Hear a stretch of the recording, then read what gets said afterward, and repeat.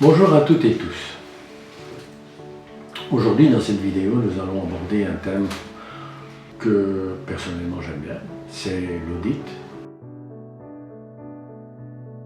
L'audit qualité interne. Avant de parler de l'audit interne, il serait peut-être bon de rappeler ce que représente aussi un système de management de la qualité.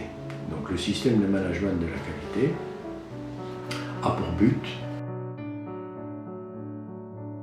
de fournir un produit qui soit conforme aux besoins du client, avec la plus grande fiabilité possible et la plus grande efficacité possible. Ça, ce sont réellement les buts du système de management de la qualité. Cependant, ces trois points évoqués précédemment ne sont pas suffisants pour définir réellement ce que représente un système de management de la qualité. Il est tout à fait évident que nous devons fournir un produit qui soit conforme aux besoins du client, avec la plus grande fiabilité possible, avec la plus grande efficacité possible, mais en plus, nous allons devoir tenir compte de la vision d'entrepreneur.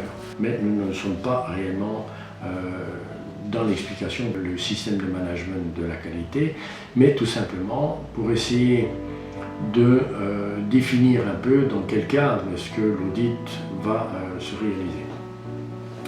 Donc, on doit tenir compte de la vision de l'entrepreneur et d'être conforme à sa stratégie en respectant les objectifs et sa politique et en suivant des processus préalablement établis.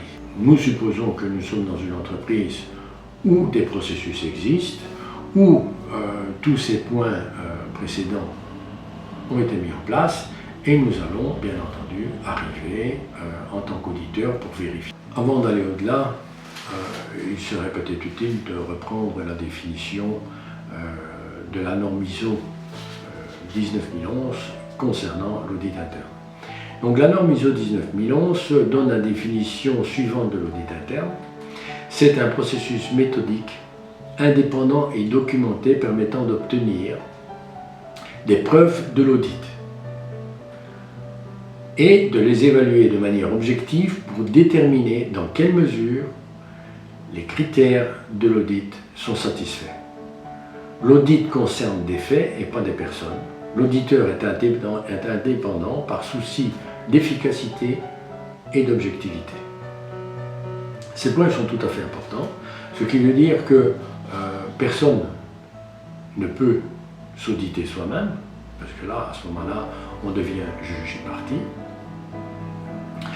On doit être objectif. Alors pour être objectif, il va falloir, comme la définition le dit, être documenté, c'est-à-dire d'avoir une structure documentaire qui vient en support de l'audit pour être absolument certain que ce soit reproductible et que ce soit fait toujours de la même manière.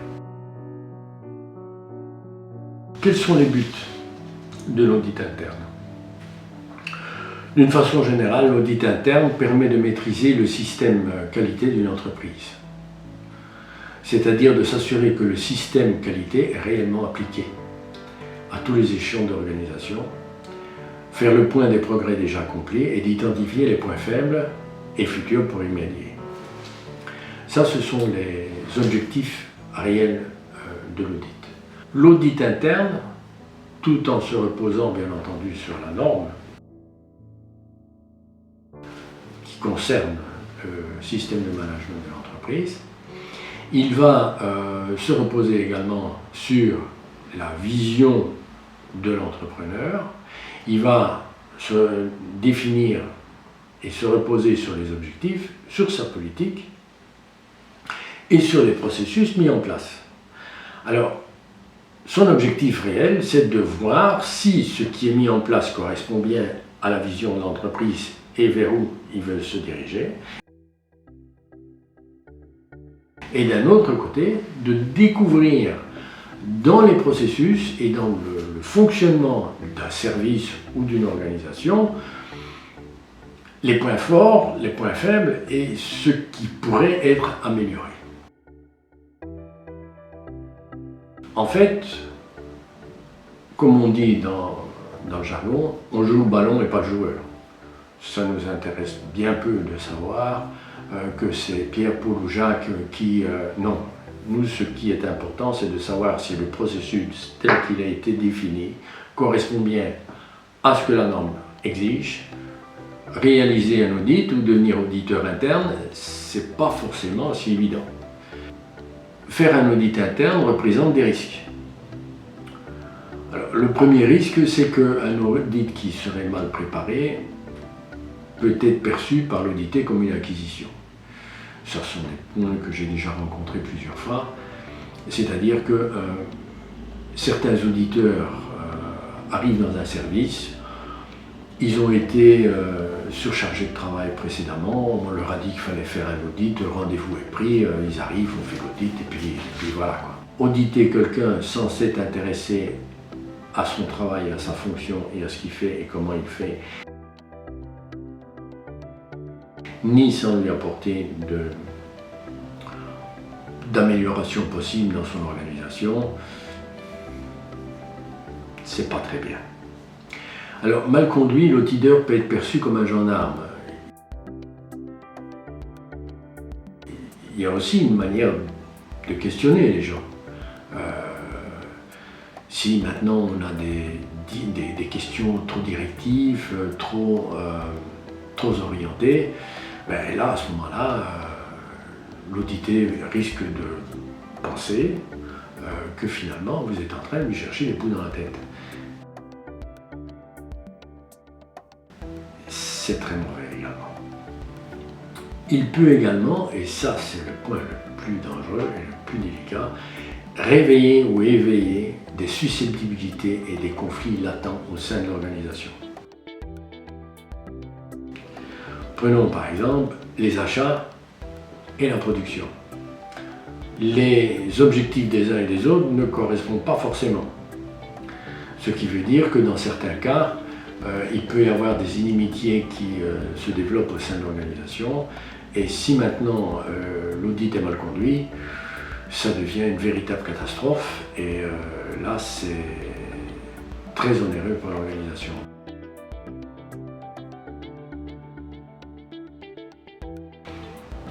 Un auditeur interne doit être choisi en fonction de ses compétences et aussi d'avoir été formé correctement pour parvenir à faire ce métier de manière tout à fait correcte au sein de son organisation.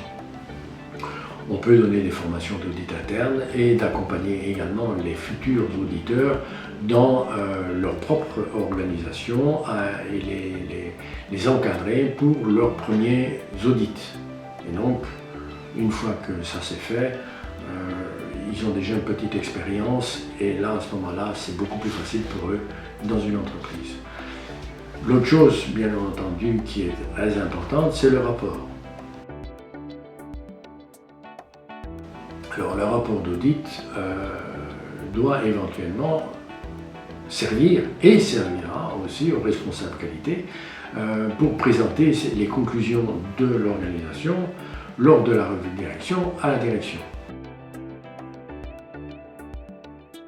Ce qui veut dire que ce rapport d'audit doit être complet, doit être lisible et compréhensible. J'ai déjà vu des rapports d'audit où vous prenez l'auditeur qui revient dans 15 jours, vous lui dites qu'est-ce que vous avez voulu écrire là? Et il vous répond je ne m'en rappelle pas. Un rapport d'audit doit être argumenté et doit être quelque chose de tout à fait valable. Ça, c'est quelque chose de tout à fait important. C'est ce que je tenais à vous dire concernant l'audit interne. C'est un métier que j'apprécie, bien entendu, et que j'aimerais faire partager mon enthousiasme aux auditeurs, aux futurs auditeurs internes lors d'une formation et d'un accompagnement in situ dans leur organisation.